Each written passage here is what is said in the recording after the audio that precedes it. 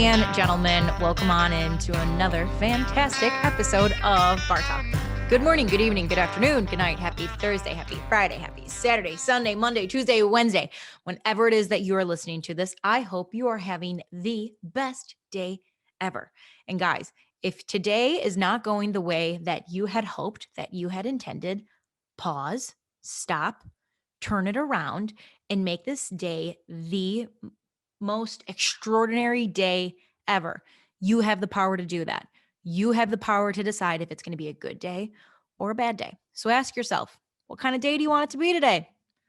If it's going the way you want it to go, keep doing the damn thing. If it's not, flip the script. All right, let's go. Guys, episode 77 today. Thank you for tuning on in. As always, none of this is possible without you guys. So from the bottom of my heart, thank you so much. I am sending you so much love, so much gratitude, right back at you. And I hope you feel that today. Guys, if this is your first time in, welcome on in. I hope you guys enjoy hanging out with us today at the bar.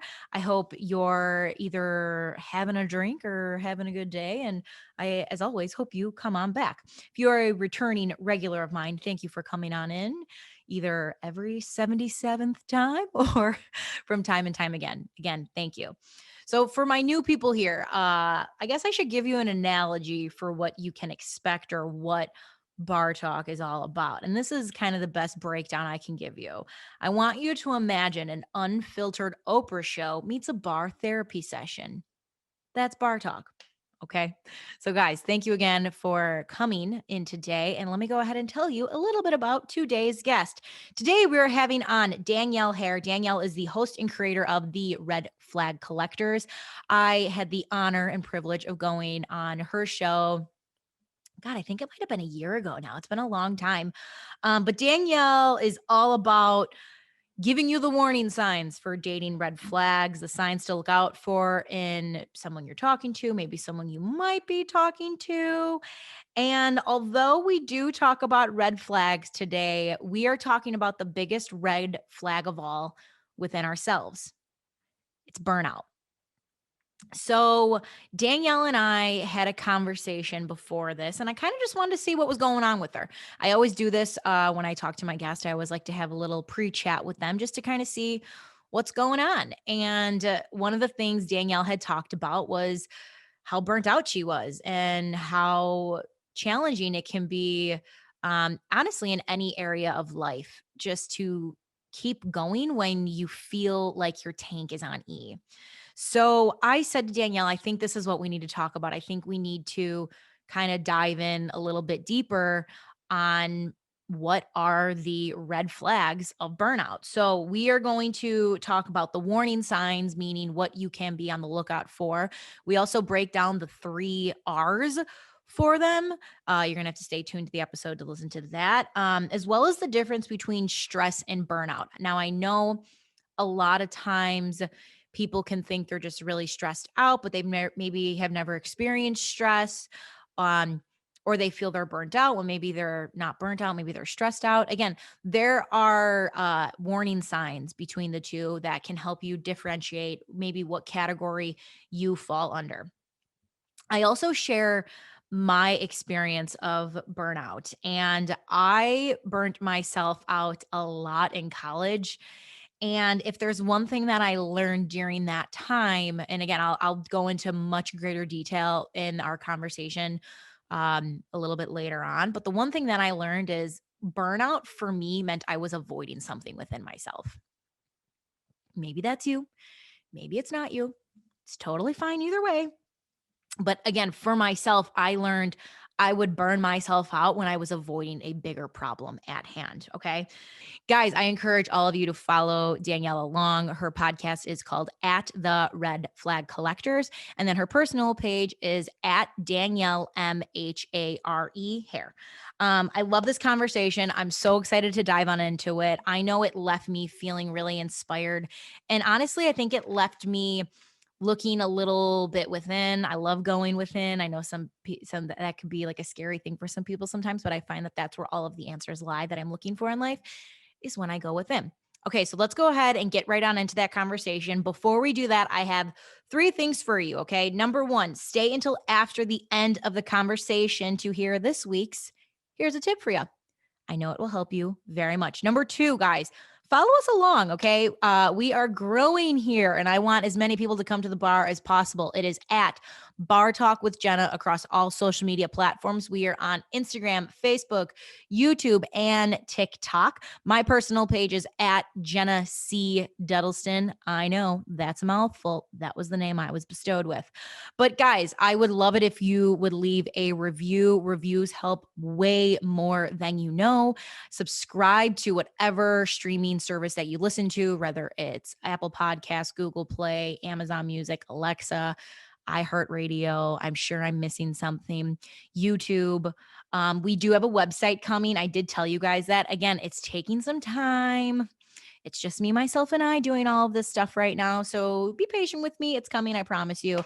But again, I would love it if you guys would subscribe along. If you want to be super ballsy and super bold, what I have been doing lately when I am out is I'm at a bar. I ask someone, I'm like, can I see your phone? And they're like, sure. Why? And I'm like, give me a second. And then I'm like, thank you so much for subscribing and following along to Bar Talk with Jenna. So is it a little bold? Yes. Do you want to be bold? Yes. So I suggest you do that. And when you do that, please shoot me a DM and let me know when you do that. I would greatly appreciate that.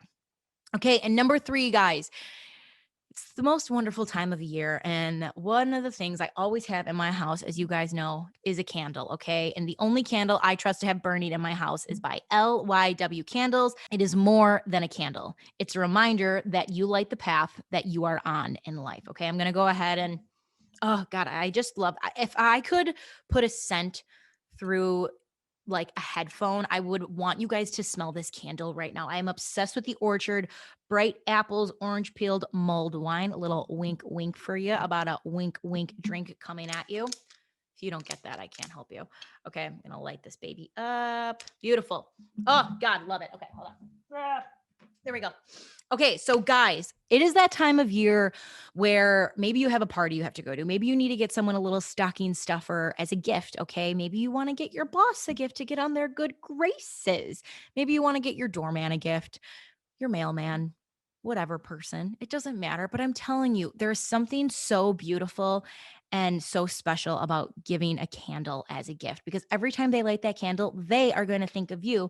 And LYW is kind enough to give you 20% off your next order using code BARTALK20. So you can go ahead, head on over to their Instagram page, which is at LYW Candles, or their website, lywcandles.com. And don't forget to use code BARTALK20 at checkout to get 20% off your next order. I also love a purse. We know this. I'm a woman. I have a lot of bags. I can't help it. Gentlemen, if you're listening, I'm telling you, your lady has a lot of bags too. And maybe she's just like, maybe it's like that one little closet that she doesn't let you go in because she's too afraid for you to see her hoard herself. But I'm telling you, she has more bags than you know. And guys, one of the handbags that I trust is by Margot Page. It is handbags for all year wear made with durable and recycled material, meeting venue bag policies for concert, NFL, MLB, NBA, and everything in between. Okay. I have told the story about going to the Bears game. I did not realize the bag policy. I also just recently went to the Luke Combs concert, and a lot of the girls that I was with did not understand the venue bag policy. So they had things in like a mini wallet. Ladies, let's be real. It's not possible. It's not possible to put everything in something that's a wallet size, okay? And what's great about Margot Page is because these are clear handbags, okay? And I know sometimes we could be a little bit turned off by that, but I'm telling you guys, I get compliments on these bags everywhere I go, every time I wear them, no matter what purse I'm wearing by her. And you are going to want this bag because concerts are back in full swing, games are back in full swing. The Bulls are actually good, and I can't wait to go back to the United Center to see a Bulls game. And the bag that I will be wearing is going to be by Margot Page. And she is going to give you 10% off your next order using code BARTALK10. So you can head on over to her Instagram page, which is Margot, MARGO_page, PAIGE, or head on over to her website, which is margotpage.com. And don't forget to use code BARTALK10 at checkout to get 10% off your next order. Okay. Guys, that's all I got for you today. So let me go ahead and get right on into the conversation. The reason that you guys are all here today, get ready. We're talking about burnout. We're talking about some red flags with the one, the only, Danielle Hare. Enjoy. Well, darling, I will say this. Cheers. And I'm so excited to have you on. I'm drinking coffee this morning because I just cannot do anything else but coffee. There we go. I got a latte. We got to work today. Exactly. Okay. So you and I talked the other day, and I thought that our conversation could be so insightful to other people because I feel like as I'll just say Americans, I know we have some outside listeners who listen to this, but for the most part, Americans, we love to work because I think it's been ingrained in our minds that working harder means working better when that's not necessarily always the case. And that in return leads to insane burnout. And I know for myself, I had that experience happen to me in college, which I'll talk about a little later. But I'm curious for you, how has like talk about getting to the point of burnout for yourself.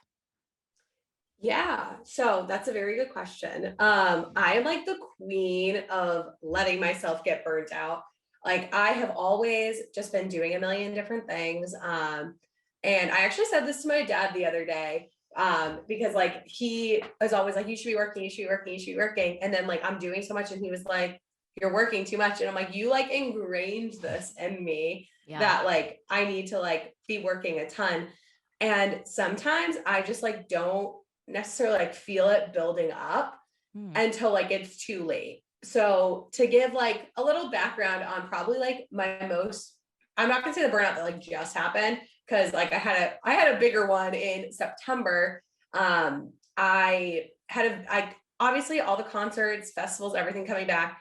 I overbooked myself 100% when it comes to like going out, content making, and all this stuff. So Labor Day weekend, I haven't been to a music festival since before Corona. I went to Electric Zoo in New York. So I was gone a Thursday through, I got back Monday night, was just dead, came home the next day, was trying to catch up on sleep, but I had to record 3 episodes of my show on that Tuesday I had off. And then I went back to New York City that next Saturday. Like, what was that? Like a 3-day break, 4-day break. Went and saw Pete Davidson live, which was fun, but I was dead. That was on a Sunday. I came back Monday having barely slept. And then my Machine Gun Kelly World Tour started. So I saw him Wednesday, had a break, saw him Friday. Then I tried to go to another concert the next Wednesday, and I ended up like, my body has a physical reaction to burnout. Like I get really sick. And all of a sudden I was like at the Bleachers concert, like I love Bleachers, one of my favorite bands. I was having so much fun. I was so excited. And then 2 songs in, I was like, damn, like I don't feel good. And I was like, uh-oh. And then all of a sudden I felt myself getting like really hot. And then I was really tired and my throat hurt. And I was getting like super dizzy. And I was like, all right, like I'm going to sit down for this next song. Like, Danielle, like drink some water, bitch, get it together. And then I had to leave by the 4th song because my body literally was shutting down. And obviously with COVID, I was freaking out because I was like in front row in the pit for Machine Gun Kelly. And I was like, oh my God, if Machine Gun Kelly gave me coronavirus, I'm going to be so mad. And, I mean, but if you have to get coronavirus from anyone, aren't you happy it'd be from him? Because you guys like share the same like molecules and like germs. Exactly. Like, is it because he dumped a water bottle on my head? Who knows? But regardless, I ended up going to urgent care and they were like, you have a viral throat infection. And I was like, tight. Okay. And then just like the exhaustion just kind of like continued because like I do have a full-time job running a marketing department. I am a digital marketing freelancer for a new music venue /bar/club that's opening in New York. I do content and I don't have a break sometimes. And my body like physically reacts and like I get sick. Yeah. And then I get unsick and then it starts all over again. Like I was just sick all last week with a sinus infection because I what did I did like MGK in Pittsburgh for Halloween, flew back Sunday, like afternoon, and then immediately went to a rave. That so I could vlog it for my friend who was recently on my show, and I promised him I would go. So I get off the plane, get home, lay down for like 3 hours, and had to get ready and go to this show, like basically not having slept. And I know I kind of mentioned this to you, but like I have really bad anxiety. And when I'm getting burnt out, my anxiety also like really manifests itself. Mm-hmm. And I was like partway through his set and I like started to feel anxious and I was like, fuck. And because when I get anxious out in public, I get like really hot, I get super dizzy. Like then I start feeling like my mind isn't connecting with my body anymore. And I'm just kind of like weirdly like, this is going to sound like I was on drugs, but I swear to God, I was not on drugs. I just felt like I was like floating outside my body, like a little bit. And I just felt like really weird, really off. And I was like, okay, like there's a huge disconnect. Yeah. And like this, like, it's what happens to me when I get anxious. I literally feel like I'm floating outside my body. And I was like, okay, like, bitch, like maybe you're just tired. Like once his set ends, like go home. And all of my friends were like, I can't believe you're only staying for the opener. Like this guy that's coming on next is awesome. And I was like, you know, guys, like it's 11:30. I was on a plane this afternoon. Like I flew back for this. Like I can't be here. Yeah. And then the whole Uber ride home, I was like exhausted, felt horrible, felt super weird. Got home and obviously the wubs are still in my head and all the flashing lights. So I stayed up for another 2-3 hours. And then like the next day, like I felt horrific. And then I ended up getting like a horrible sinus infection right after. So that's why my voice sounds a little funny right now. But I was like wicked sick all of last week. So I'm kind of now like my burnout, like I know some people just get super tired, but like mine literally like makes me physically sick. So I 100% believe you because when I was in college, I figured out recently like why I did everything that I did. And what happened was when I was a full-time student, and I was a full-time student, a part of our journalism program. So I was like doing like, video segments and filming and recording and getting stories. So I was doing video stories. I was writing for the paper. I had a coaching job and I had two bartending jobs on top of being a part of like one of the school's like journalism groups or whatever. Okay. So I was a part of like 7 different things. So I was like you in the sense that I never stopped. Being where I'm at now, I realized why I never stopped. And it was because I was avoiding something inside. And I think that's why a lot of people get burned out. I think a lot of people are avoiding something within that they don't want to confront. I know for me, that's what I did. And I had so many people around me that were like, how the fuck are you doing this? And I just was like, because I just do. Like I was like scary fucking robot. And then my cousin once said to me, well, Jen, like what happens when you get like when you can't do this anymore? I was like, well, I'll burn out and then I'll take like 2 days and then I'll just do it again. Like that's fucking crazy, Jen. But I did it until I finally was like, this isn't working. Like I felt like I was on the hamster wheel of life is what I called it. Like you're constantly running, but like, are you going anywhere, But so I call anyway. it the washing machine because that's what I Oh, feel like. I'm in a yeah. washing machine that's broken and it just doesn't stop. It doesn't stop. Yeah. But I think what's good about burnout is it's to me, I'm like, okay, now your body's trying to communicate with you. Like your mind's trying to tell you something. And when you don't listen to your mind, your body will find a way to take it out on you. Like you said, you got physically ill, you had a sinus infection, you had throat problems. And that's like our minds, like, bitch, I need you to calm down. I need to sleep. Mm-hmm. So it's crazy that like this happens, but I also think it happens to so many people, you and I being like people on the content creating side, because the internet never sleeps. I know for me, sometimes I'm always like, oh my God, I have to go, go, go, go, go, because I'm going to be behind on other people who are creating content. I've had to totally change my like mindset on looking at that, because again, it's like, I'm in a race I'm never going to fucking win, because no one can fucking win it. But I Right. It's think unwinnable. it's unwinnable. But burnout happens, I think, across the board for everyone. I think about like our doctors, our nurses, especially in Chicago, like our policemen, our people in the fire department, like they're getting their paydays off taken away. And you expect these people to work at like a high level. Like it's just not, I don't think it's possible. You know what I mean? Yeah. And I mean, I think a lot of it, at least on my end, is like self-inflicted. Like I do like have a very busy, like full-time job, but like my boss is like, she's the CEO of our company. She is like the best person ever. And she fully understands like sometimes you just need a second. Like Yeah. when we get sick, she doesn't expect us to work through being sick. And that's like a whole different ball game from with a company that I used to come to. Like if you weren't like literally in the hospital, like you needed to get over it. Like we don't take sick days, you work from home. That's it. And so like she's very good about like making sure that we're not all constantly like drowning and like miserable. Mm-hmm. But I think a lot of it is like my self-inflicted side with the content side. And just like not knowing when to stop.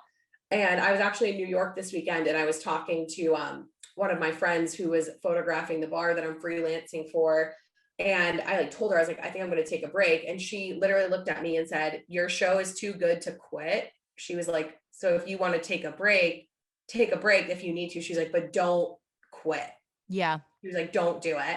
And like, it's the same thing. Like, I feel like every interview I do, I talk about producer Jack, my little bestie, but like, I love even him. Jack said to me, like, you can take a break. He was like, it's fine. Like, no one's going to hate you. And the thing is like, no offense to myself or like, even like any content creator, unless you work for like Barstool, no one's going to give a shit if you take a break. Yeah. No one's going to be mad. This isn't like, I'm not getting paid $200,000 a year to podcast and me taking 2 months off is like fucking causing world hunger. Yeah. Like, sorry, I like keep swearing too much. I get hyped up. It's bar talk. Okay. I like to check. But like, I'm not solving world hunger by podcasting. Mm-hmm. Like my job is not like forcing me to be a podcaster. I think the only time you can't really take a break is if you work for a company like Barstool, where like you are hired to create content. Mm-hmm. And like, if you take 2 months off, like you're fucked. Like I still got plenty of money coming in. If I like take a break from the show, it's okay. Yeah. And I think you helped me a lot too, even like when we were on the phone and you were just like, yeah, dude, it's fine. And I'm like on the phone with you, like texting Jack, like, is this okay? Is this okay? And Jack was like, yeah, like you're literally being a nut job right now. Like, stop it. Like, it's okay. Everyone, it's okay. It's totally okay. I've taken 2 breaks. And it was, I guess because I've done the like, I've gone to therapy. I've done the work on myself. I try to now, I so look within, like that's just how my brain operates now, that I can feel when it's coming on. Like I can feel the like, it almost feels like is it a reservoir? Like where the water builds up, And so I Like can a dam. yeah, like a Is that dam. what Yeah, it that's is? better. It's like a dam. So it's like a dam. Dam. So it's like a dam. And it's like, once it gets to like, I'd say my throat, that's when I'm like, okay, I need a little bit. Like I need a few days. And that's what happened when I was doing the like very OG bar talk, like doing the Instagram lives, which sounds fucking crazy to say, but it's coming up on 2 years. Oh I my did God. 40 shows in 10 weeks. Like that's astronomically insane looking back at it now. And when I finally hit that 40th mark, I said at the end of the show, I'm like, guys, I'm taking a break. I said, when am I coming back? I don't know, but I am so tired and I need to fill up my cup first. Like I can't fill other people's cups unless if my cup's fucking dry. And it was never this whole thing of like, look at me taking a step forward. But I had someone reach out to me and they were like, I can't believe you just said you were taking a break. And her and I talked about it. I was like, what do you mean? And she's like, that's just like so brave. Like most people aren't willing to say that they need time. And that was break number 1. Break number 2 was in summertime. I just had when it rains, it storms, and it was storming in my life at that time. And I just had so much going on where like this was the secondary and this was not the main focus. Bar talk was not the main focus. And I was like, I need to make sure that one, I am okay, that I am safe. Like I had to move. I had so much happening in my life. And then I realized like, if I can just be honest with people, like, hey, I got a lot going on right now. and even like I reached out to one of the sponsors, like the people at Main Street who I'm like forever grateful for. I was like, listen, I need like 2 weeks. And they were like, take your time, like absolutely take your time. And so I think more people are aware that burnout happens and they don't want to see people get burned out. But it's like, how can we moving forward be aware of the signs? So I'm going to read, I saw this little, it's like help guide, and it talks about the difference between stress and burnout, because I think some people can confuse the two. So Yeah. I'm just going to read the list of stresses, and then I'll read some of the list on the burnout. So some of the lists for stress are characterized by overengagement, emotions are overactive, loss of energy, leads to anxiety disorder, primarily damaged in physical. And then for burnout, it says emotions are blunt, characterized by disengagement, produces helplessness and hopelessness, loss of motivation, ideas, and hope, leads to detachment and depression. Primary damage is emotional, may make life feel like it's not worth living. So again, kind of a lot. Um, but again, I think knowing the signs, or knowing like, hey, if you have anxiety coming on, like maybe this is a burnout, or maybe I'm leaning up to it. What can be the things I can do to prevent it? Where, for me, like years ago, I'd lay on my couch for 72 hours and get up and do it again. Like that's not productive. Right. It's not No, productive. and I do think the difference between like stress and burnout, a lot of people do like kind of combine them, because I do think when you're too stressed, it is what like immediately like pushes you over the edge to burnout. Hmm. And like I've noticed like when I'm stressed, like yeah, like I'm hyper, like I feel everything. But then when I'm burnt out, like I'm an asshole. Like if when I'm burnt out, if you piss me off, like I whatever, I'll say this publicly, I don't give two shits. I got in a fight with my friend because I was so burnt out and so stressed, and I had just like I bottle things up, and Yeah. I was in the burnout stage, and her and I got in like a verbal argument, and I straight up told her that she was an asshole, and I told her to get fucked, and I hung up on her. Like that is like where I think the burnout, like that's like the blunt emotion of the burnout. I was just done. I was a bitch. I was like, you know what? Fuck off. Yeah. Don't talk to me. Yeah. Like, yeah, it's tough. I'm like, yeah, that's where we come in with the burnout side. But I think there are just like steps, like you said, to like manage it. Like if you feel like, I can even say like what I did. So I was starting to feel like super stressed and super overwhelmed. So I decided, okay, like I'm going to take a break from my show. I still have a bunch of other stuff going on. I still vlog. Hmm. And to keep myself from like getting burnt out even more, like I have 2 vlogs that I have to do still from Halloween. But like I just like need a couple of weeks before I even publish the vlogs, before I edit them. And you know what? That's fine. Because if I'm stressing myself out trying to make these vlogs, they're not even going to be good. Yeah. Like if I hate doing them. So I think that's really important. It's so important. Um, the other thing that I know I have done, and I think could help, you and anyone else who's listening who has who deals with burnout, this article, which I'll like link in the show notes if anyone wants to read it, because it was so helpful. It says to recognize the 3 R's. Okay. The first one is recognize, watch for the warning signs of burnout. Second R is reverse, undo the damage by seeking support and managing stress. And 3, resilience, build your resilience to stress by taking care of your physical and emotional health. Now, again, we could say that and everyone's like, I know that's what I'm supposed to do, but like, how the fuck do you do that? So like, I'll say this, and I don't know if you maybe know the answer. Like, again, recognize, first step. How do you recognize when burnout is coming on? And I think the more you can be self-aware of who you are, the better you'll be at catching it earlier and doing that. So for myself, when I know that I'm getting super burnt out, um I'm trying to think, when was the last time that happened to me? Okay, it happened, I think it was 2 weeks ago. I could feel it, and I was just tired. And I was supposed to edit a show, I was supposed to edit a drink of the week, and I finally said, "Okay, this will be here tomorrow. Right now, you're going to lay down." And old Jenna would have been like, bitch, you ain't got time to fucking lay down. Get up, you know? But again, it's recognizing that I'm like, if I can lay down and just chill and watch mind numbing television for 2 hours, this is going to help me in the long run. You know what I mean? So so that was like me recognizing it. And so, like some of my like self-care, because that's such a popular word now. Like, what self-care do you do? I feel like it is.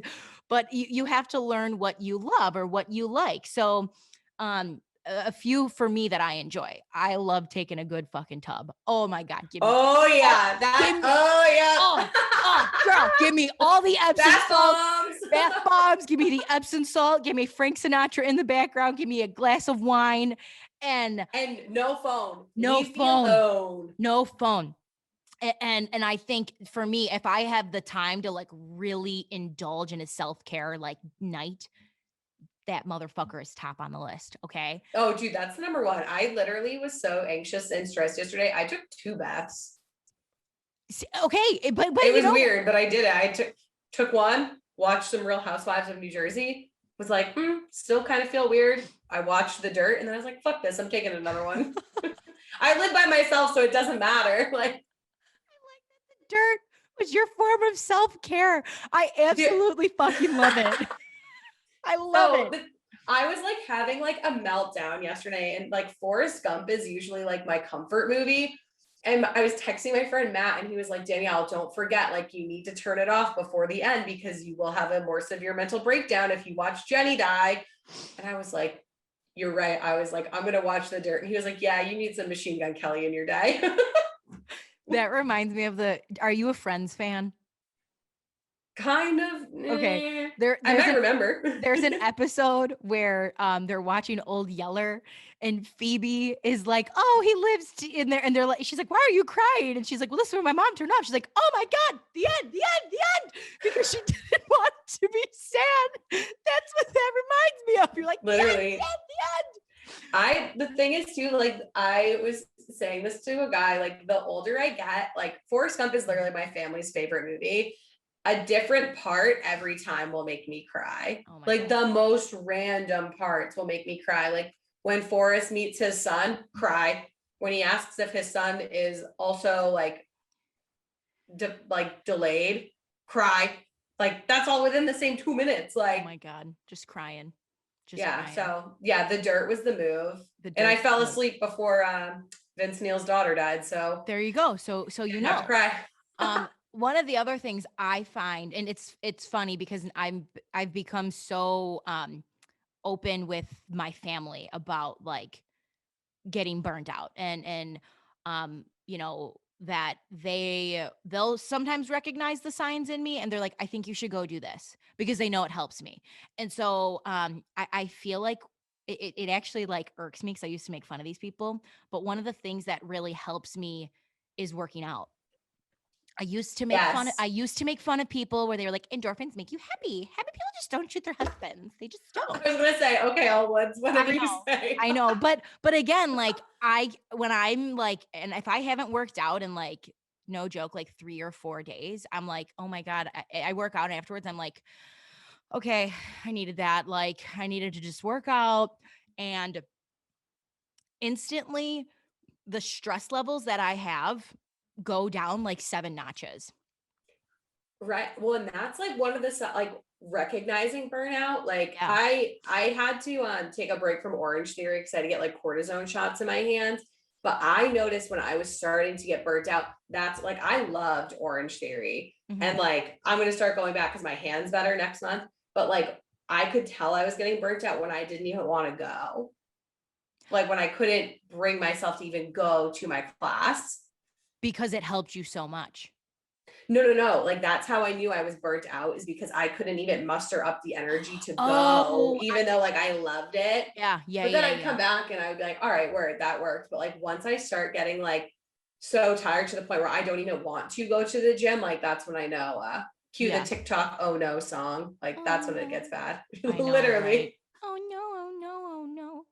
no. Yeah, I'm trying to think too. Some of mine, like I'll even say this too, like getting burnt out sometimes with, like I think work burnout is probably the most common, right? Um, there have even been times where I've gotten burnt out with family and friends. And Oh, that's social okay, burnout. social Yes, burnout. I get that a lot. And that's kind of a weird one to address because the way that I think society has programmed our minds is to let people know that, like you have to take things personal. But it's the complete opposite. Like when you learn not to take things personal and you realize that the person that you're dealing with, like as much as you think they think about you, it's like a tenth of that. And that's not to Mhm. say you're not an important person in their life. It's just going to say that they think about themselves that fucking much. You know what I mean? Yeah. So for me, like I have a very big family. I have like 75 family members, okay? Yeah, Your huge. your wedding is gonna be wild. Oh my god. I someone asked me that they're like, "Is it even possible for you to have a small wedding?" And I was like, "I don't know." Like I'm like, like my whole Doesn't sound like it. it's not possible. Like my cousin just got married what would have been maybe a little over a month ago, and both sides had enormous families. And I think their small wedding was like 275. Like that was a small wedding because of how big the families are. Oh my God. I'm It's glad I have a crazy. small family in It's that crazy. sense. It'll save me money. It'll save you money. But again, I'll say like with my family, there's such beauty in it, and I love them. And there's also a lot of personalities, and there's a lot to take in, and you want to be present and be active for these people. And again, this was like a really hard lesson to learn with some of my family members is that like um I'll retreat, let's say, retreat instead of isolate, because I know in order for me to be the best version of myself around them, again, I got to fill my cup first.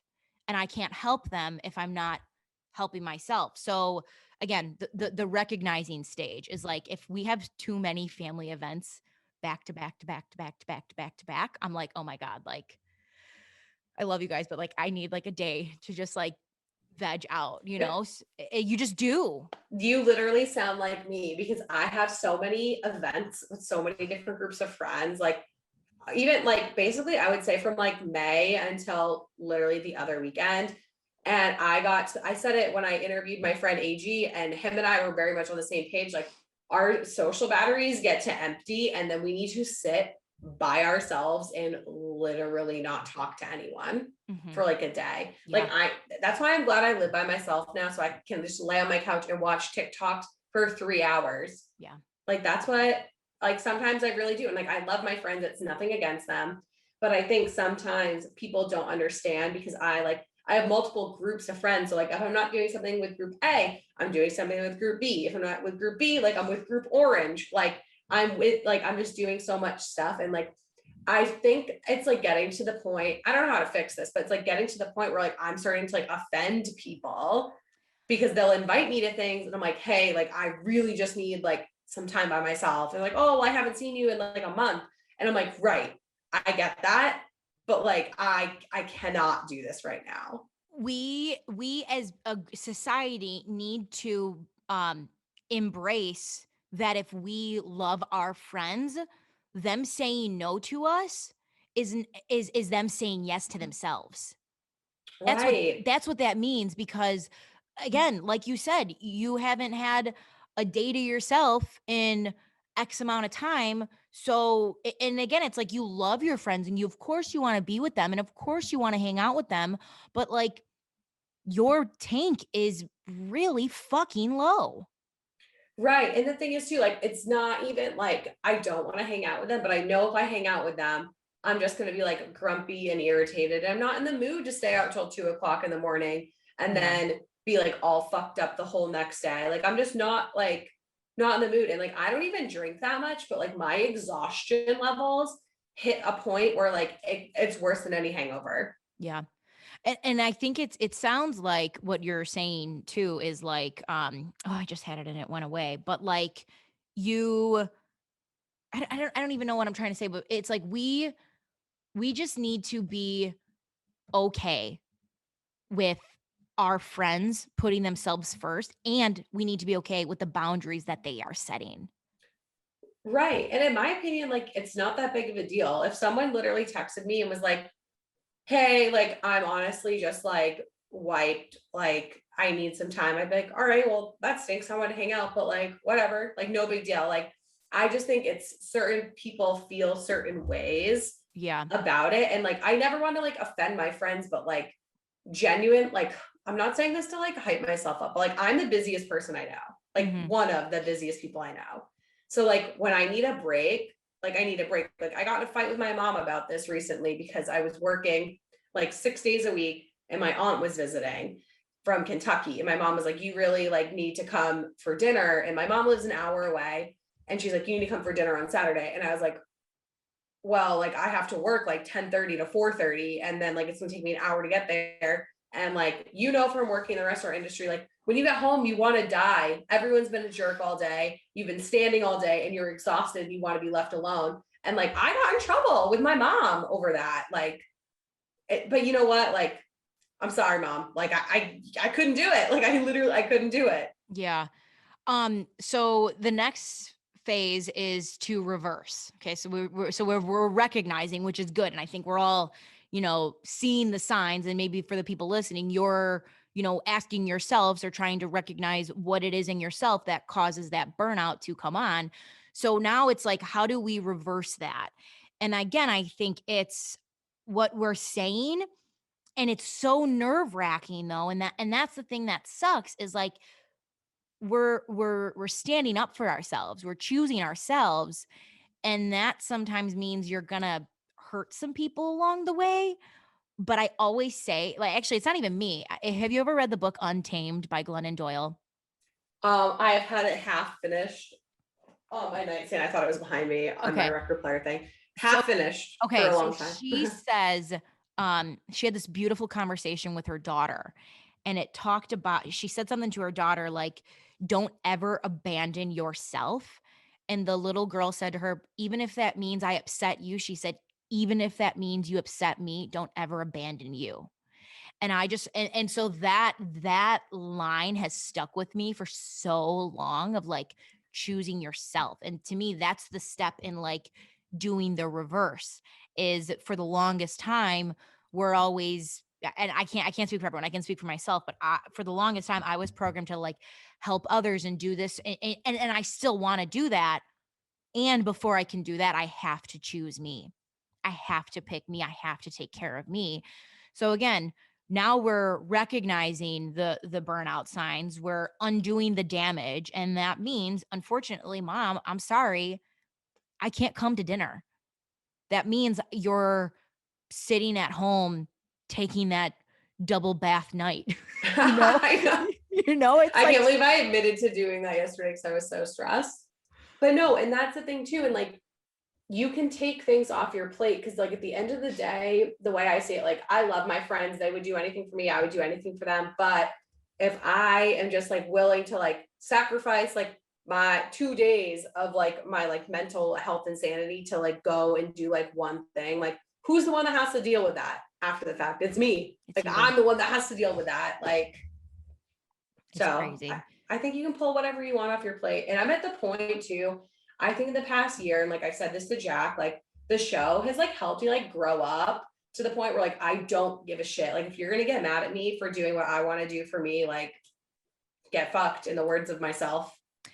That's When my quote. well, but you I think you hit it on the head. Like, for anyone, when you start choosing yourself and you start doing what you want to do, that you feel is always meant for you to do.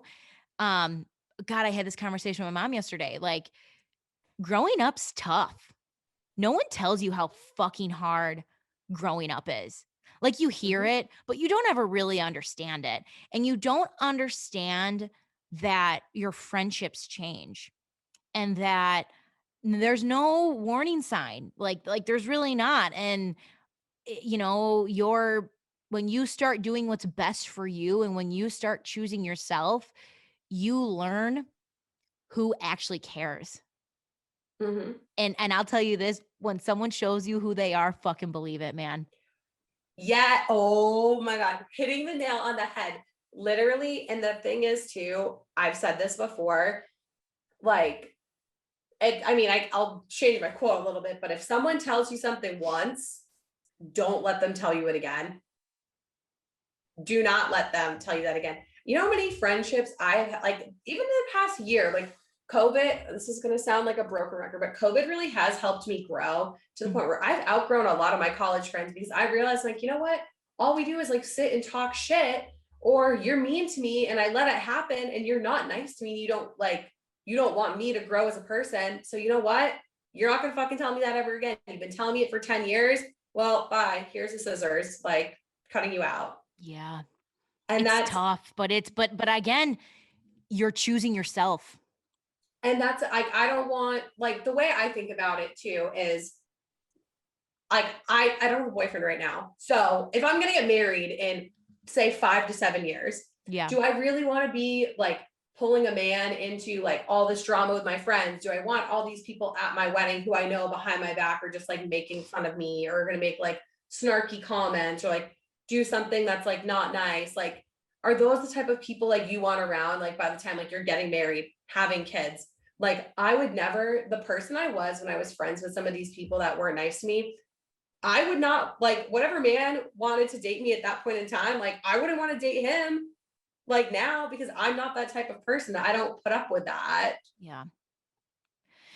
Yeah. God, friendships are so weird. And even as you get older, it's like we're both in our like late 20s and I know it sounds weird, right? It sounds weird, but you learn that so many of our friends, yet we're close in age, are at different parts of their lives, I have friends having babies left and right now, and I'm like, oh, Okay, I don't want that. so it's like you have friends having babies. That's one. And then I look at myself and it's like, I'm finally doing what I've always wanted to do. And this career path is a little bit different than the norm. So I'm a little, but that's the path I'm on. And then I have friends who are trying to get pregnant and having a really hard time with it, and then you have your friends who are going out Thursday through Sunday, like they're still on their college world tour, you know, and then you have your friends who are like taking care of their like loved ones because like they have a family member that's sick. And like we're all at the same age or near the same age, but everyone's at a different lane in life. So it's This is a hard. weird time to be alive right It's now. It's a weird time. It's a weird time. And it's weird sometimes to like you can relate, because you're close in age, but the life experiences that you're going through are so fucking different compared to other people that like, my one girlfriend who has been struggling getting pregnant, like their group of friends, she's like, why the fuck am I hanging out with these people? They're literally gossiping and talking about drama. And like, I'm going to fucking fertility specialist and you're talking about like high school drama. Like I'm going to a fertility specialist because I'm trying to have a baby. And like, why the fuck am I hanging around this? And when you hear someone put it to you like that, black and white, it's like, again, you're just at different parts in life. And it's like, at this part of my life, I don't need that. I need this to be out of the way. It's wild. I actually had this conversation with my college roommate last night. Like I sent her a text that was for someone else. And it like wasn't anything mean, but I like had tried to send my other friend a text. It was like, LOL, you're gonna have 2 very pregnant bridesmaids at your bridal shower. And then I had accidentally sent it to Bree. She's like, oh my God, who's pregnant? And I was like, oh shit, Bree, like that wasn't for you. And she's like, oh good, like I hope it's not you or something like that. And I was like, no, I'm gonna be a good auntie to your new baby. I was like, but I'm still trying to live that rock star life. Like, and like she gets it. Like she's still cool and fun, but like I do know at the same time, I'm not gonna like she likes to hear the tea, but I'm not gonna like every time something happens be like, Bree, oh my God, I can't believe that this person did this because she's pregnant. She's about to have a baby. She doesn't give a shit. She likes the funny stuff. But exactly. So it's very weird. The different lanes. I have so many friends that are like about to get married and I'm like, wow. Every time like I say it, my mom's like, wow, and you can't find a guy that you like for more than 2 weeks. And I'm like, thanks, Mom. Dude, she said, I don't even think I can say this on air, but she made a comment that was like, pew, and like really got me the other week. And it was like funny. Actually, I'll say it, I don't care. One of my friends, she was on her like second engagement. She just got married. She's very, very happy. And I said something to my mom, and she was like, she found 2 people she wanted to marry, and you don't even know one that you actually like. And I was like, tight, mom. Thank you. I mean, it was funny. Like, she was being funny. It wasn't being mean. But like, we are getting to the age too that I've realized that like my mom's like made a couple of jokes being like, I want grandkids. And I'm like, who's paying for them? Who's carrying them? Not me.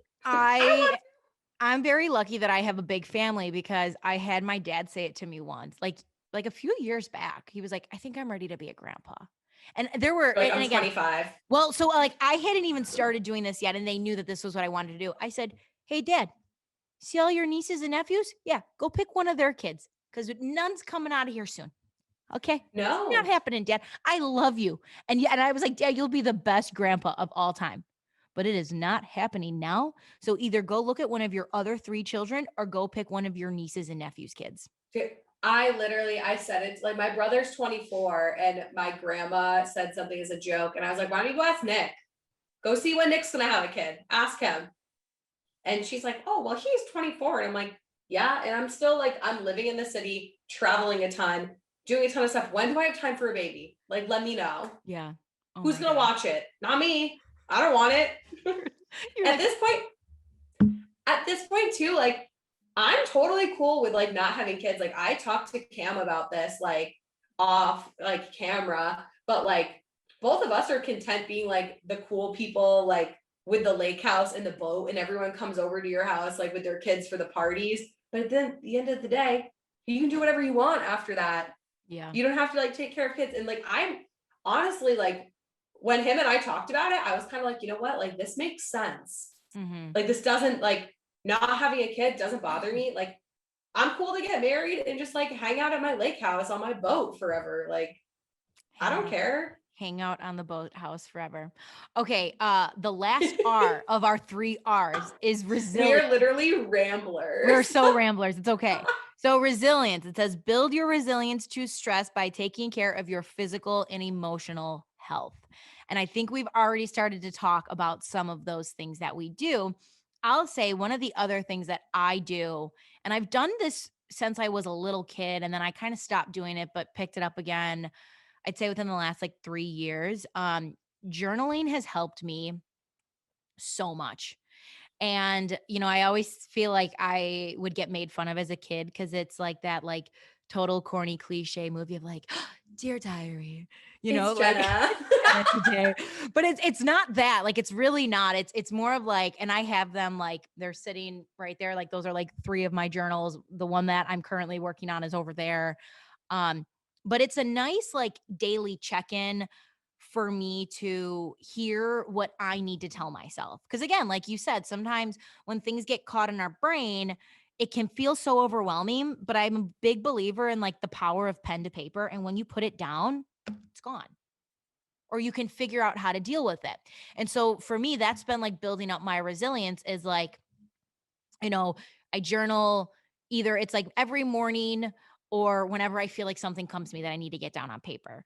And it actually happened last night. I was getting ready to go to bed, but I was like, no, I think I got to write something. So I like got everything out of me and I was like, okay, okay, we're good, you know?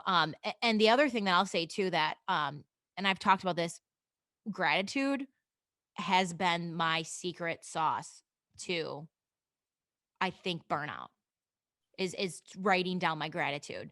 And I started it in the beginning of the pandemic because I said to myself, you can go to a very dark place, Jenna, where you can think to yourself that you don't have anything, but you have so much. So every day you are going to write down one thing that you are grateful for.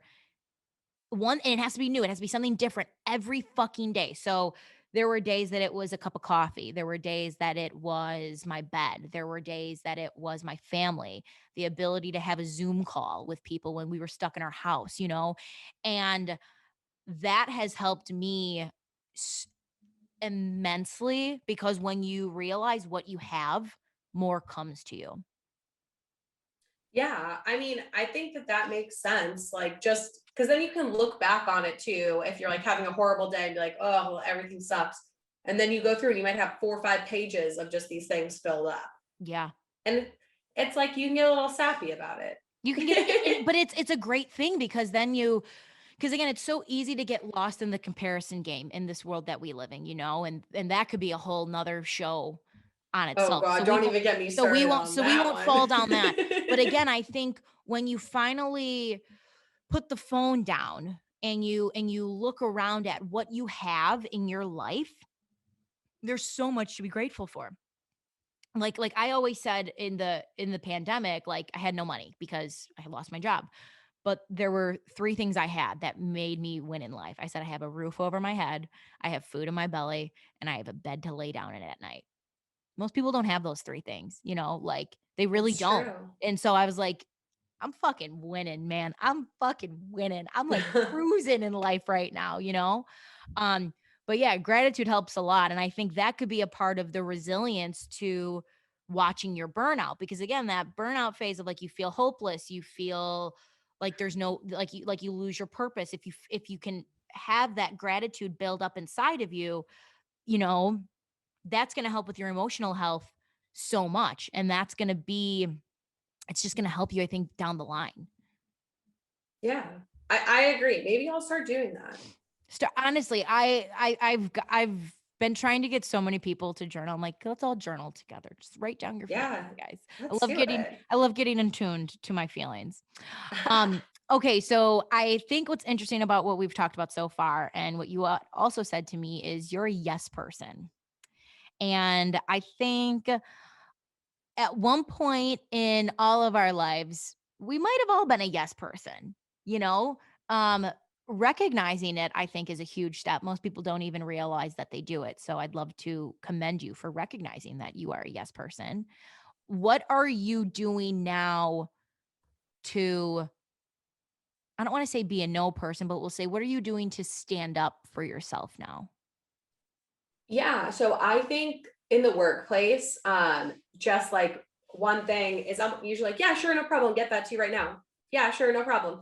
But being more like open with like my bandwidth and just being like, hey, listen, like it might be a couple days I have to do a bunch of stuff and just like not like the biggest thing is like unless you're working for like unless you're a doctor, someone that's curing cancer, like it can wait a second. Like you Yeah. don't have to do it right away. Like I work in consumer goods. No one's gonna die if it takes me an extra day to like get something scheduled. No Yeah. one's gonna die. So I think that's one thing. And then I get like invited to a lot of stuff and just like sometimes saying no is like okay, like you don't have to go. And if like people give you a hard time, like my new thing is I just don't answer them. Like if you're like, oh my God, that's so annoying, like I can't believe you're not gonna come hang out with me. I just don't answer them. You don't Yeah. have to. You don't have to.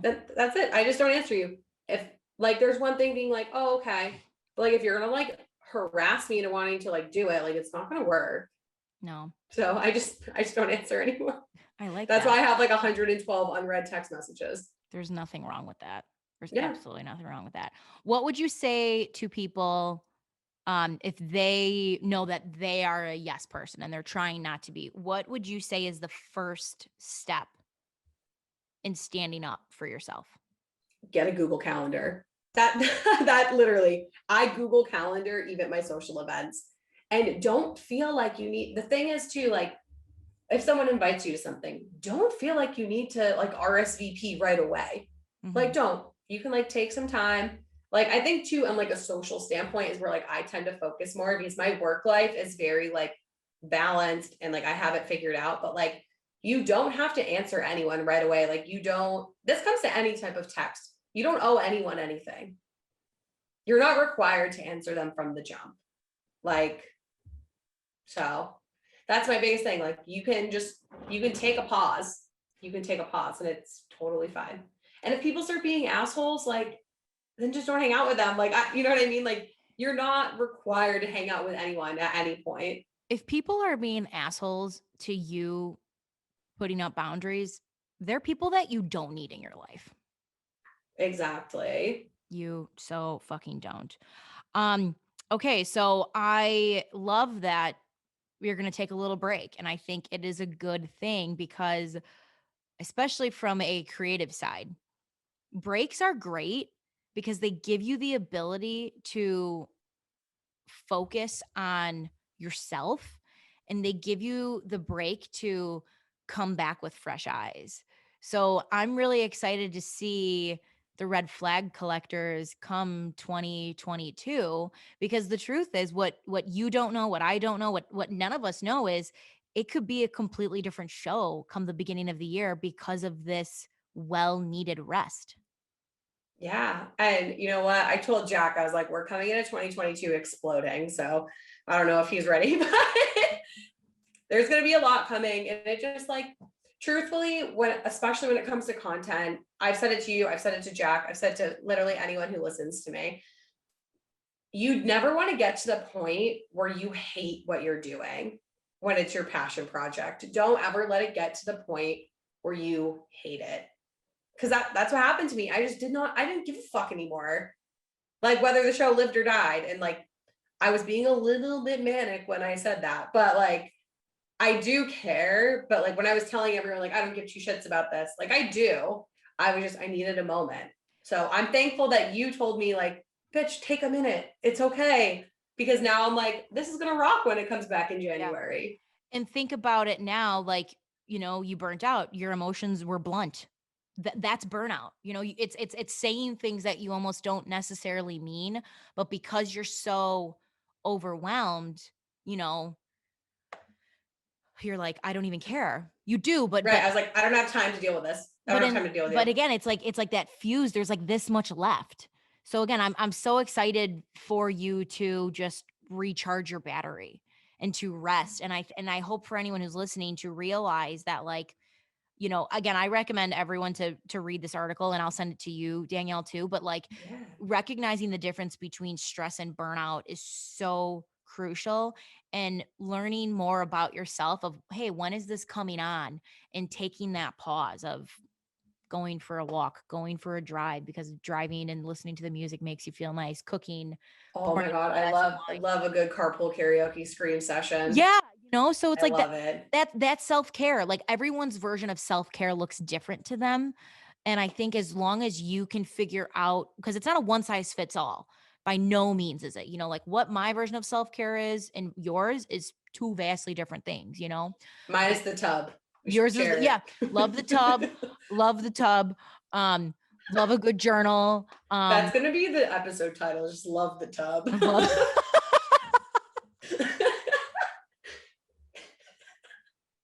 It's fine.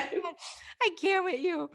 Okay. Where do you think I get my iconic episode titles? I say weird shit. You do say weird shit, but I love you for it. Okay, let's have a cheers, and we're gonna do some ridiculous, random, rapid fire questions. Okay. Oh God. Okay. You didn't warn me about this. Sorry. Okay, so there's no like quote unquote shot clock, so to speak. But the biggest thing is like not to take too long. Okay. Oh, you want rapid fire? It's coming. Okay. Velveeta or Kraft mac and cheese? Kraft mac and cheese. Kraft mac and cheese. With hot sauce. Ooh, yeah. Wait, what kind of hot sauce? Frank's Red Hot, just a little bit in there. Okay. All right. What is what is your proudest drunk moment?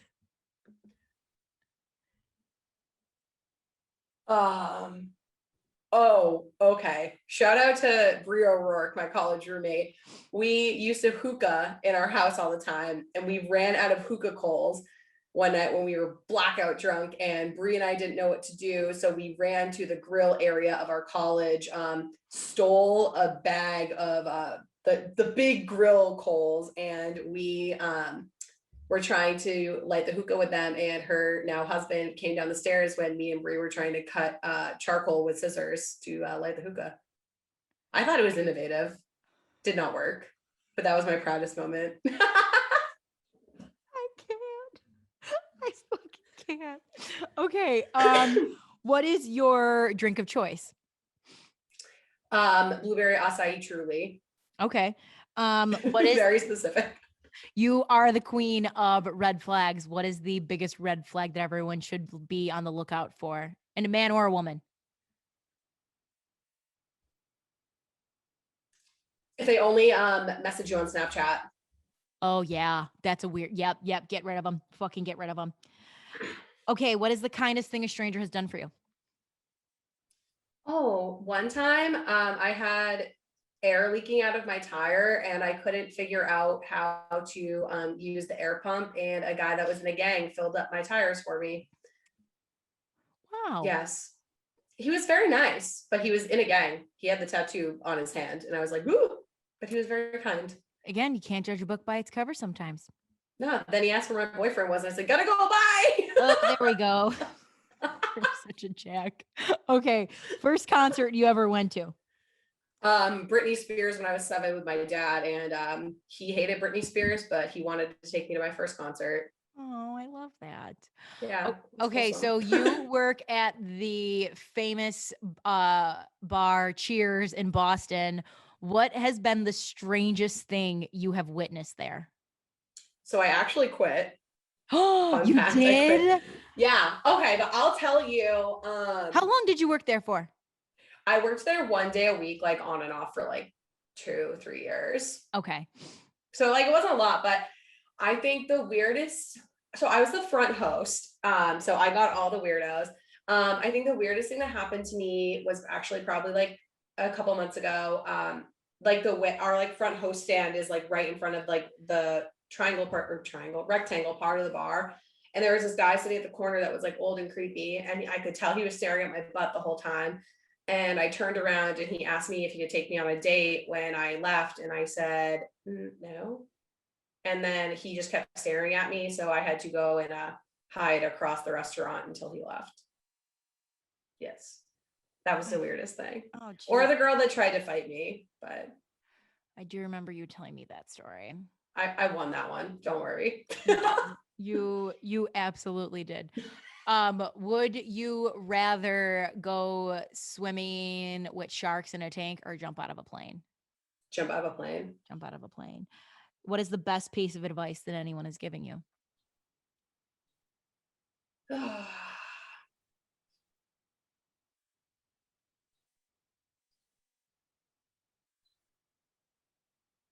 This is a stumper. Yeah, I didn't think this one would stump you so much.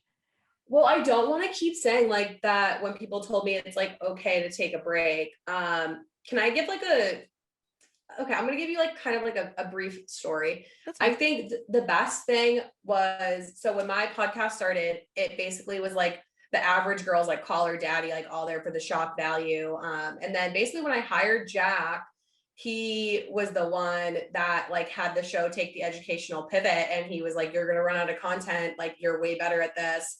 And like people will listen to it if it's funny, but they also want to learn something. So I think this was what, yeah, 21. Jack literally changed the whole course of the show. And like, it was the best decision that we ever made to change the show that way. So go, Jack. We love you, Jack. Go, Jack. I love that.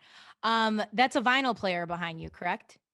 Yes. Okay, so what's the song that must be played on vinyl? Oh. You can give me like a top 2 if you can't think of just one. Well, I need to remember what the name. So I have Hosier on here right now. I love that. Dude. So Someone New by Hosier slaps on vinyl. Okay. I won't sing it to you because Jack doesn't let me sing anymore.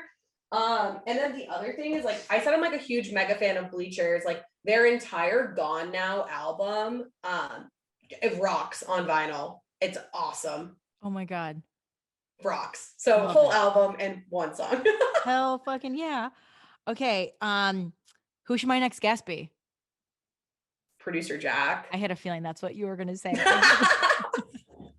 Yeah, 100% producer Jack. Okay. What's an odd talent that you have?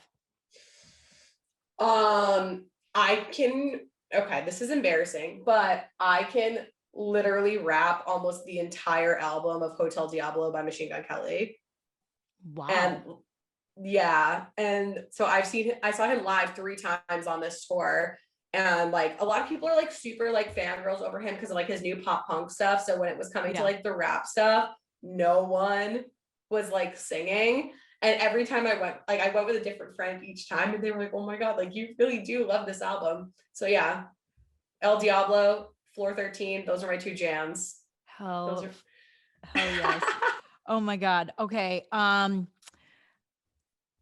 Based off of the conversation that we've had, what is what is the self-care you want to try to prevent burnout? I'm gonna try journaling. This is a good idea. All right. I'm, Try I'm gonna journaling. try it. I love it. Okay. Fill in the blank. Danielle Hare is what?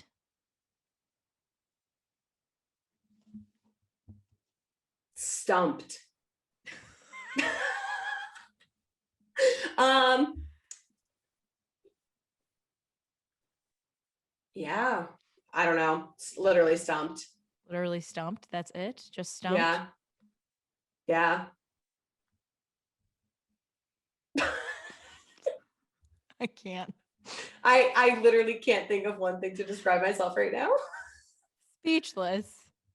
Yeah, that would be it. I'm Dang. ready for Taylor Swift's new album to come out. That's my fill in the Ooh. blank. All I'm ready right. to cry all day Friday. It's gonna be beautiful. Oh my God. It's coming out Friday. Yeah, there's a 10-minute music video to the new All Too Well. I'm gonna just sit and cry. It's gonna be great. Oh my God. And this is coming. Wow. Oh, wow. Okay. All right. I got that was, ooh. Oh my God. I just got really excited.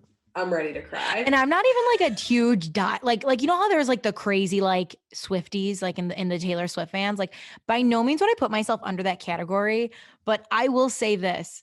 Um I have listened to I think just about every single one of her albums besides Red.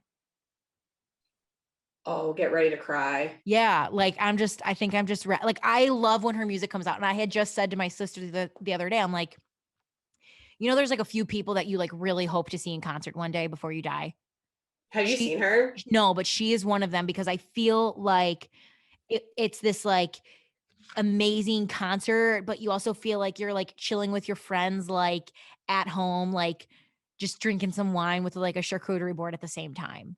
I've seen her 4 times. I'm Oh like my, a big concert person, you are a but big concert person. Yeah. her show, I would say her Speak Now tour is probably in like my top 5 shows I've ever seen. Oh my God. Obviously, with my first show being Machine Gun Kelly, but she's Obviously. in the top 5.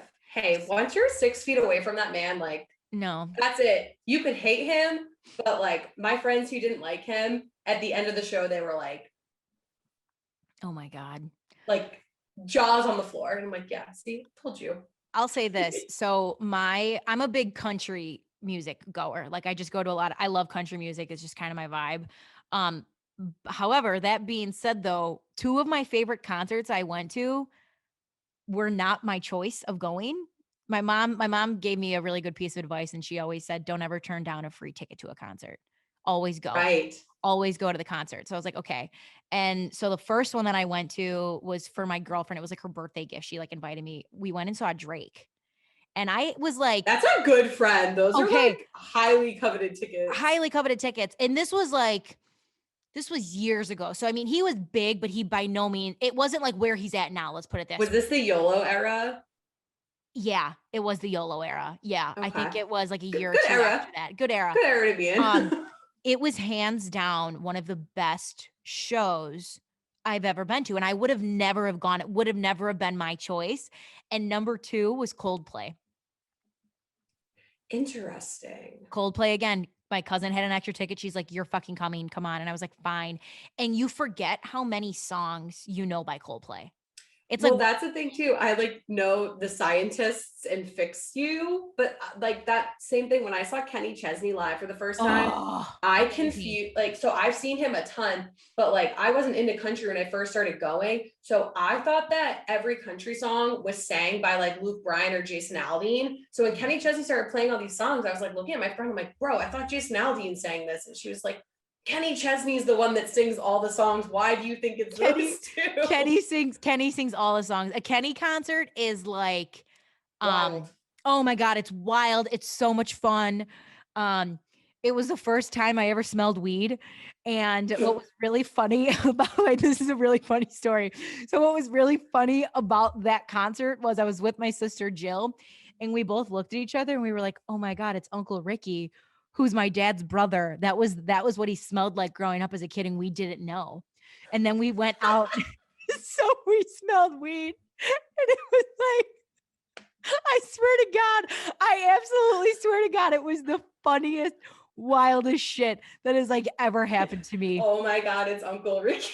I was like, oh my God, it's Uncle Ricky. So again, absolutely crazy. But I will ask that you raise your glass with me, whatever it is that you got. And we're going to cheers to the 3 R's: recognize, reverse, and resilience to taking care of yourself. Oh yeah, let's go. Like tapping the microphone. Alrighty then, guys. Thank you so much for listening on in. I hope you took something away from that. I will say this too. Danielle and I have since talked since our conversation, and I'm so proud of her because it's never easy to take a pause. I think the way that our society is, we're told that breaks are like a terrible thing to do, right? Because you have to go, go, go, go, go, go, go. Just because you're always going doesn't necessarily mean you're doing the right thing. Sometimes taking a break, taking a pause when you can, filling up your cup is going to be the best thing in return to filling other people's cups. Okay. I always say that to myself. I have a lot of people in my life. I love all these people in my life. In order for me to be the best version of myself for them, I need to take care of me first and foremost.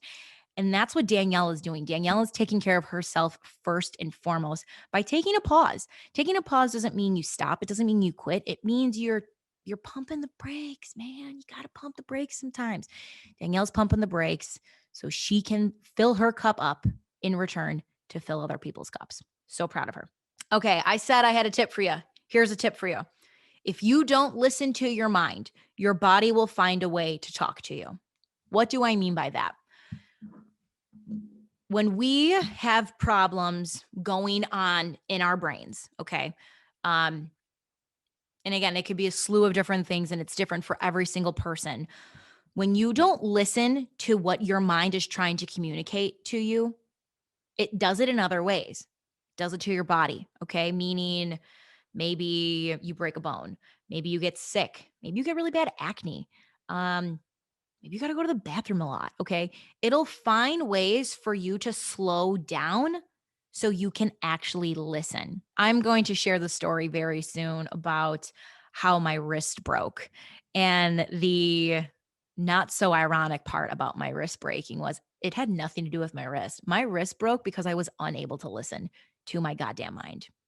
So if you're feeling a little sluggish, if you're getting sick, maybe you're not actually sick. I mean, you're sick. Don't get me wrong. Like you actually have like shit going on inside of you. Maybe there's something bigger going on. What are you avoiding inside?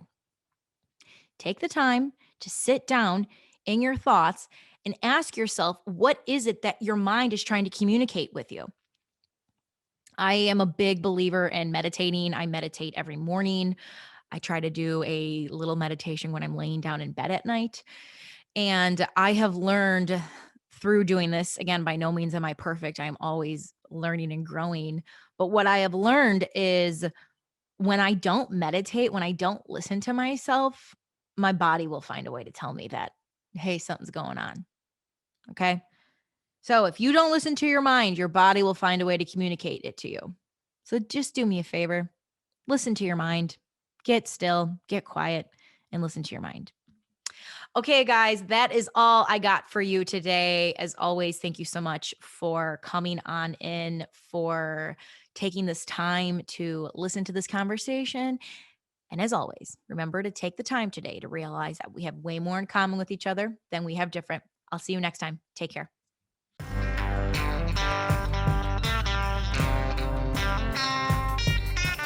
Hey everybody, it's closing time. You don't gotta go home, but you can't stay here.